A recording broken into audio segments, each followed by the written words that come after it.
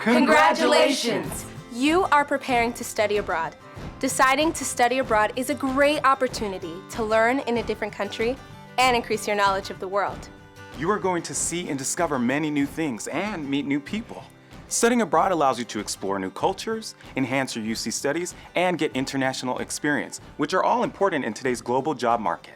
Studying abroad can be an amazing and life-changing experience, but it can be challenging in a very personal way. Being in a new place and encountering a different culture can be overwhelming for some students. I traveled abroad last summer. I was so excited, but a little anxious because I didn't know what to expect. I assumed certain things would be different. I knew to expect different language, food, and weather. I made sure to learn a few phrases in the country's language and how to exchange my dollars to local currency. But here's the thing. Most people don't really make plans for their mental health. When I went abroad, I found out I was not prepared for how it would affect me on a deeper level. When I first arrived, things were going well. I was having a lot of fun and was really enjoying my class. But after the first 2 weeks, I really started missing my family and friends back home. I realized that they were just a phone call away, but I still felt like I was missing out. I found myself always wondering what they were doing. My fellow students would invite me to go with them to explore the city, but I didn't want to. I would stay in, sleep, eat, and I was always on Facebook and Instagram. I was starting to regret my decision to study abroad. I was spending an excessive amount of time every day talking on the phone and on Skype with people back home instead of enjoying myself. I was withdrawing from others and feeling sad and lonely almost every day. My family would ask about the cool things I was doing, but I had nothing to tell them because I was only going to class and staying in my room. My parents were concerned. I thought I was just homesick, but my parents thought that it was more than that. They told me about a pamphlet my campus provided with information on signs of depression. I must have skipped over that brochure in my excitement to leave. I really identified with some of the symptoms listed in the brochure and agreed I should probably get some professional help. But because I hadn't read the pre-departure information on accessing counseling services abroad, I didn't know how to get help, and I felt too tired to reach out. I just wanted to sleep. Thankfully, I remembered that during my program orientation, the topic of health had been addressed. So I called the local UC representative who told me where to go and what to do. After a couple of weeks of seeing someone, my symptoms started to diminish. I started spending more time with local friends and less time sleeping and on social media, which also made me feel better. It didn't happen overnight, but I eventually started to shake my symptoms and enjoy myself.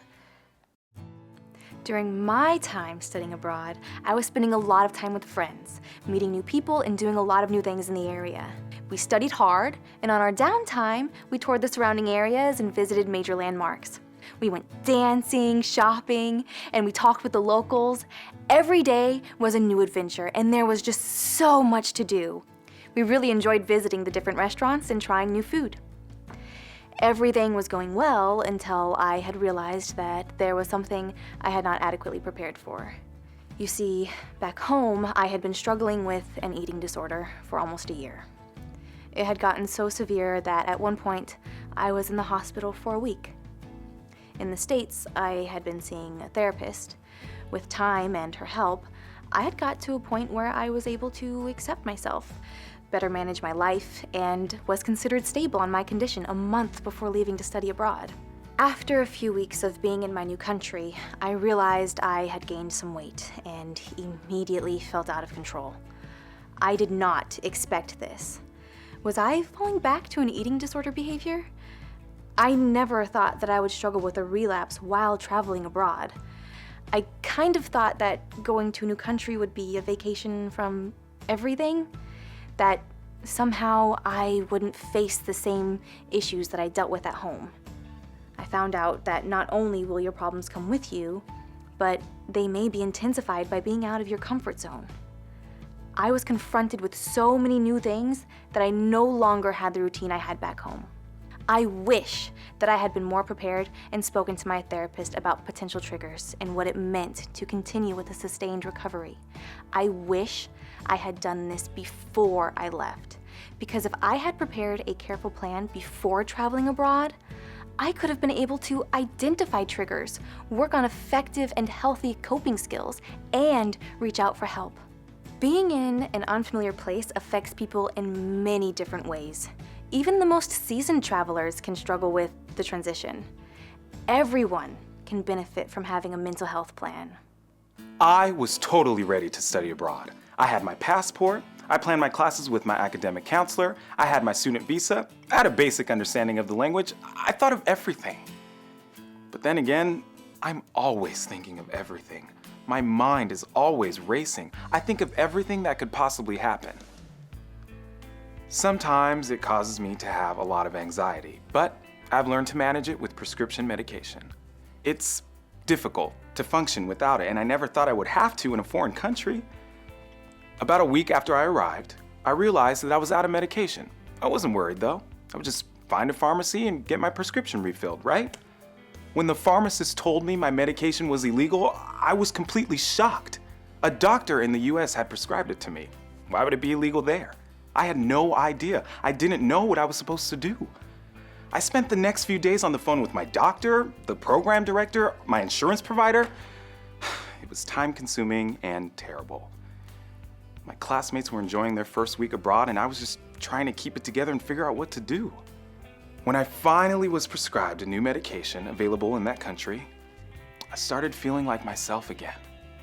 If you're studying abroad, you've really got to be prepared. You may think you're not forgetting anything, but it's better to be safe than sorry. Take it from me. I did my research, and I thought I was prepared, but the one thing I forgot to do was read my pre-departure materials and use my UC resources. Take advantage of your resources and work with your doctor on a mental health plan before departure. It is helpful to be aware of the common issues that can manifest abroad and the symptoms so that you can understand what is happening to you or your friends and can take steps to counteract them. Homesickness, culture shock, and stress are all common and expected when adjusting to a new culture. Culture shock is caused by differences in things such as communication, worldviews, values, different academic culture, transportation, and many others. Symptoms of culture shock include sadness, difficulty studying or working, frequent crying, nervousness, irritability, and withdrawal. Adjusting to a new culture can complicate any pre-existing issues you may have been managing well at home. Many students feel that traveling will help them leave the problems behind, but the opposite is true. When you pack your bags, your problems not only come with you, but can be intensified by the stress that comes with adjusting to a different culture. It is important to maintain a healthy well-being and balance, and remain flexible about differences. Talk to your doctor before departure. Develop a mental health plan and know how to reach out for help if needed. Identify how you will access support abroad. Investigate mental health services in your destination country. If you are currently taking prescription medication, find out whether it's available and legal in your destination country and get information about traveling with medications. Self-care is easy. Remember, keep in touch with family and friends or anyone else you consider your support system. Also, make sure to get enough rest.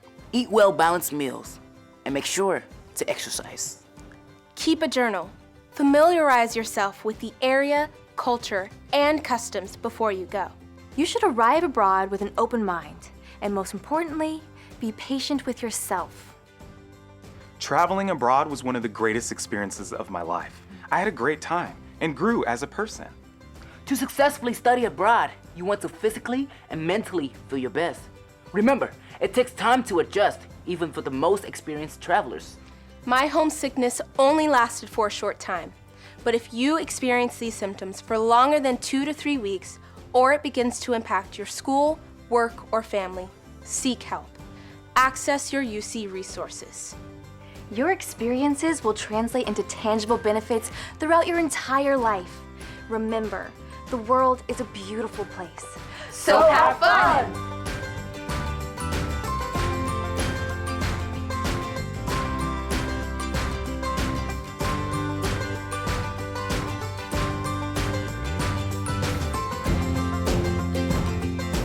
Other common struggles while abroad include feelings of isolation, fear, or confusion for LGBTQI students, unexpected pregnancy, contracting a sexually transmitted disease, alcohol and/or substance abuse. You can reach out for support for these and other concerns while abroad by contacting your local UC EAP representatives for help to identify confidential counseling and psychological services in your area.